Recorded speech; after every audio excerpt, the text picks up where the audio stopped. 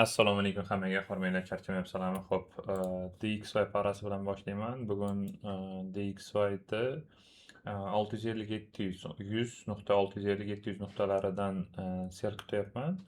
Birinchi target mana bu target, o'zining sell side nuqtasi. Undan keyingisi 100.000 100.000 nuqtalari keyingi target sifatida olyapman. Xo'p, xuddi shunaqa holatda Euro USD 550 500 nuqtalarga to'g'ri keladi.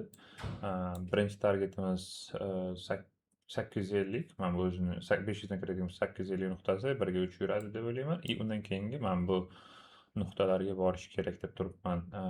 15 300 15 600 nuqtalariga chiqib ketadi deb o'ylab turibman Euro USDni. Xo'p,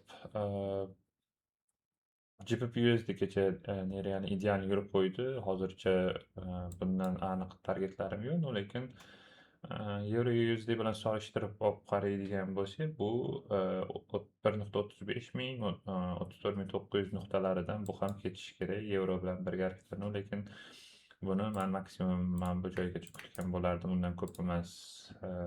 Chunki kecha yetarlicha yurib qo'ydi-da u. Shu sababli ozgina kutish kerak deb o'ylayman. GBP/USDni uncha ko'p yurishiga уже ishonmayman.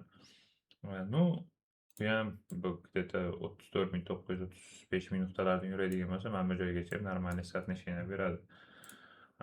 Tilla kecha 1.41 nuqtasidan ideal qaytib berdi, lekin baribir sell pozitsiyadaman. Hozircha kirish nuqtam yo'q mani. Umumiy borar nuqtasi sifatida mana bu weekly outlookda bergan pozitsiyam bo'yicha qolaveraman. Nasdaq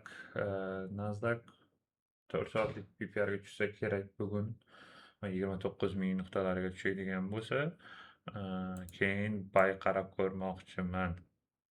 Mana bu joygacha, mana bu joyda ATM bor.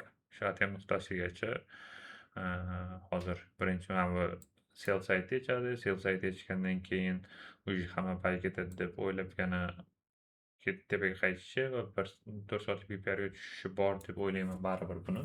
Shu sababli kutish kerak.